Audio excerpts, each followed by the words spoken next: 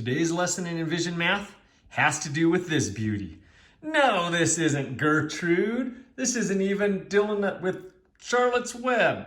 This is a piggy bank, and we're going to be talking a little bit about money here.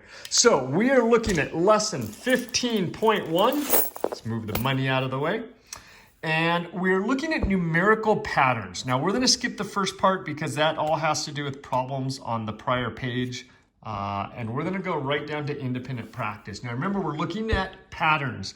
So everything that we do on this front side especially is going to be looking at patterns of number there. So first one, Tim and Jill each have a piggy bank. Might not be my first piggy bank, but it's a piggy bank. Tim starts with $1.25 in his bank and puts in 50 cents each week. Jill starts with $2.75 in her bank and also puts in 50 cents each week. Complete the table to show how much money each has saved after 5 weeks. So we have the starting amounts there. Would you go ahead knowing that each of them earn 50 cents a week and go ahead and fill in the table there. Pause it here and come back after you have filled this in. Some of you are able to see the patterns there and kind of do it in your head, but it's also okay just to start with your $1.25 that's up there. Add your 50 cents to it to get your $1.75, and then you just keep adding your 50 cents, and you can keep doing that for sure, getting down there to get all those answers there. But many of you are able to just kind of look at 50 cents and kind of keep bumping it up. Those are the answers you'd get. Go ahead and look at those and compare those to what you wrote down. And as you're looking at those, start noticing relationships, right? We have Jim and we have Jill, and we're not looking at them having a relationship like dating, nothing like that. No siree. We're looking at the amount of money they have and the relationship between their money there. So that takes us to number 6. Number 6, what relationship do you notice between the amount Tim has saved and the amount Jill has saved each week? So each week for relationship, it needs to be something that we see some type of pattern in that relationship. So what do you notice between this number to that number, this number to that number, each week? There should be something that you notice. Go ahead and pause the video, write down your answer right there. All right, so looking at that, we notice that first of all, Jill always has more, right? And in fact, that amount that she has more is always the same. $1.25 to $2.75. That's a $1.50 difference. $1.75 to $3.25 is a $1.50 difference. We can do this, and all the way down, Jill always has a $1.50 more.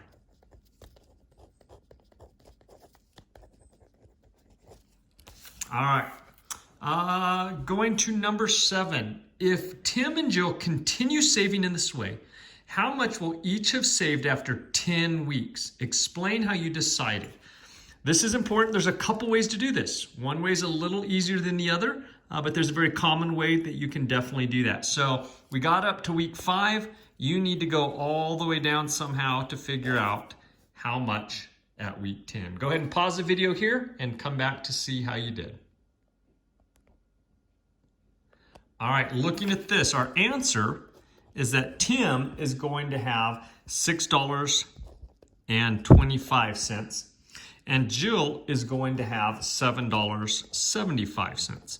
Now, 2 ways to actually explain how you found that. One is you kept adding 50 cents. So you got your $3.75, you added another 50 cents onto there, you $5.25, add another 50 cents, and you could keep going that way all the way down till you get all the way to week 10. Now, another way to think about this is that each week they're adding 50 cents. So if you start with this initial amount, $1.25, and you multiply that by 50 cents, and you actually do the math this way, right? Zeros time all those are zeros. We ignore the decimals.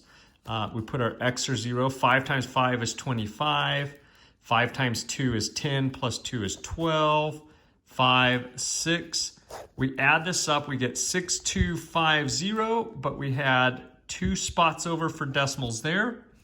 We had 2 spots over for decimals there, so our decimal has to be over here. 1, 2, 3, 4, and we would end up with, in this case, $6.25 on that. That's the way that we can get to that one there. Jill, you would do the exact same thing. You would take $2.75, multiply it by 0.5 or 0.50, right? Just more decimals to move over there towards the end, and you would end up with $7.75. All right, so flip it to the back. We'll probably see a little bit more relationships here. Number 8, bur oak and hickory trees are deciduous, which means that they lose their leaves seasonally. A bur oak is 25.5 feet tall and grows 1.5 feet each year. That's pretty fast growing. A hickory is 30 feet tall and grows 1.5 feet each year. Complete the chart to show the heights of the two trees each year for 5 years. So this is very similar to the other side where we filled in this table. If you would go ahead and fill in this one here based on that information. Pause the video here and then come back to check your answers. All right, so looking at this problem here, basically all you're doing is you're taking 1.5 and adding it onto your 25.5 to get your 27. Then 27 plus 1.5 is gonna get you 28.5. Do that to the same side over there, and that's what we get for filling in our chart. We know eventually we'll be moving on to relationships, but before we get there, we're going to kind of use what we learned on the other side, back over here on that shortcut way to figuring out the money there, to maybe help you solve this one. Again, there's a couple ways to solve that. If each tree continues to grow 1.5 feet each year, how tall will the tree be after 15 years? So there's 2 ways to solve this. You're already up to year 5. You could keep going all the way to 15 and you would have the heights, but there's a shortcut way. Go ahead and take time. This is gonna take some time, so pause the video here and solve this problem and come back to check on it. All right, I'm gonna use a shortcut way. I know each tree grows 1.5 feet each year, and we're going for 15 years. So what I might end up doing is simply going 15 times 1.5. And we know we can go 15 times 1 equals 15. And we know we can go 1/2 times 15, which is an additional 7.5 or 7.5. So adding those up together, we get 22.5 feet of growth over 15 years. So now all I have to do is go back to my original bur oak is 25.5 and simply say, okay, the bur is going to end up being 25.5 that it starts with, plus the 22.5 feet growth over 15 years, and that puts it at 48 feet tall at the end of those 15 years. Likewise, we do the same for the hickory. I'm going to put that up here. So the hickory started off at 30 feet. So we're going to go 30 plus, it's growing the same amount over the same period of time, 15 years. So it grew as well 22.5 feet. And that's going to end up giving us 52.5 feet tall for the hickory. Great problem. I love it. My favorite one so far today. All right, higher order thinking. Looking for relationships here. Remember, not Ken and Barbie.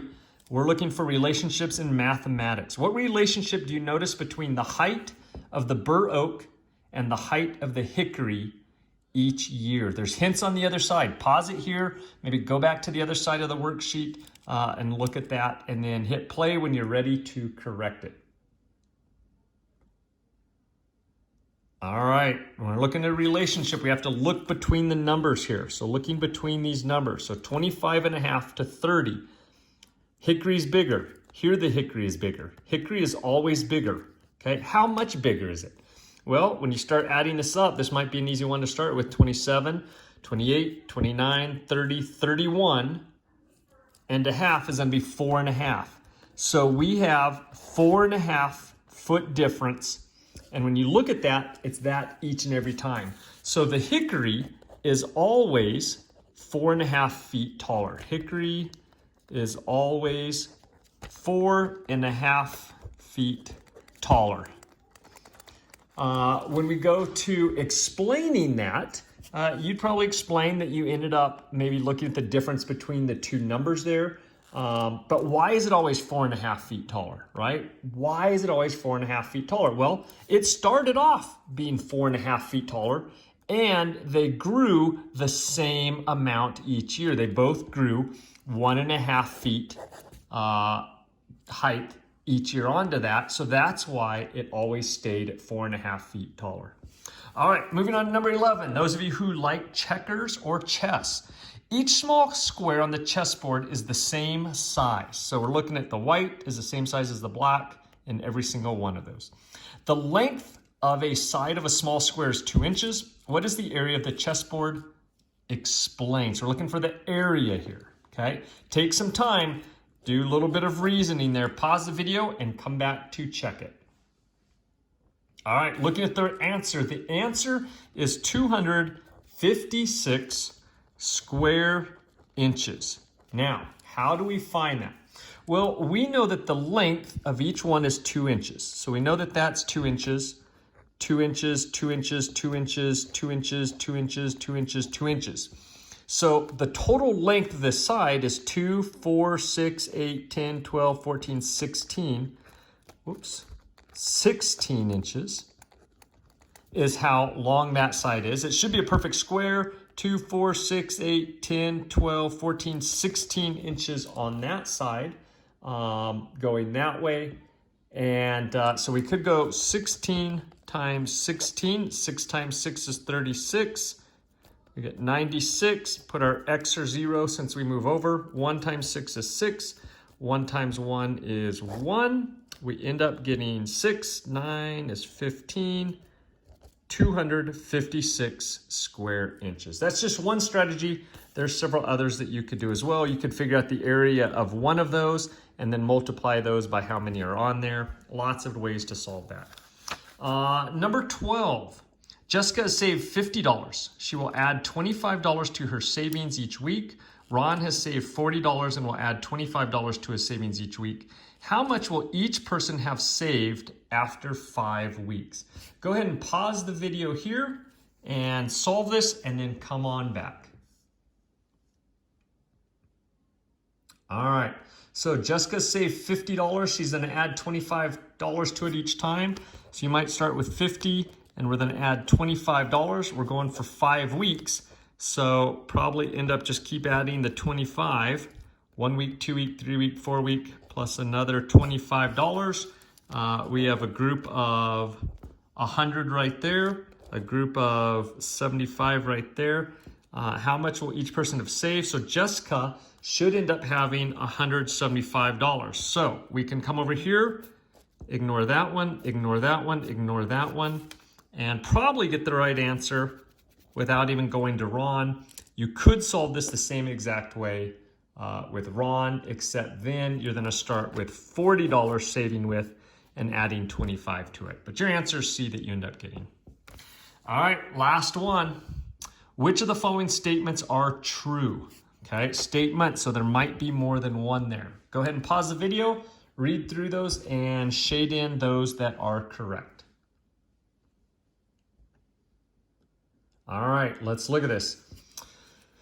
This problem is referring back to this problem here. Jessica has always saved $25 more than Ron. Well, if you kind of look at this final answer down here, 165 to 175, that's only a difference of 10. So that one is not correct because in the end, she's only $10 ahead with that. So that one, not a good answer. Jessica has always saved $10 more than Ron. Well, here it's $10 more than Ron. If we start up here, he starts with 40, she starts with 50, so they started with $10 more. They end with $10 more. And if you did the math for Ron, you could compare each and every one of those. That one is a correct answer. Ron has always saved $25 less than Jessica. Well, if this is correct, that can't be correct, so that one's wrong. Ron has always saved $10 less than Jessica. Well, that's the exact opposite of this, and it is correct because here Jessica has more, here Ron has less, so those two are our correct answers. Nice job. And from the piggy bank back to your math page, this is Dr. Brock signing off.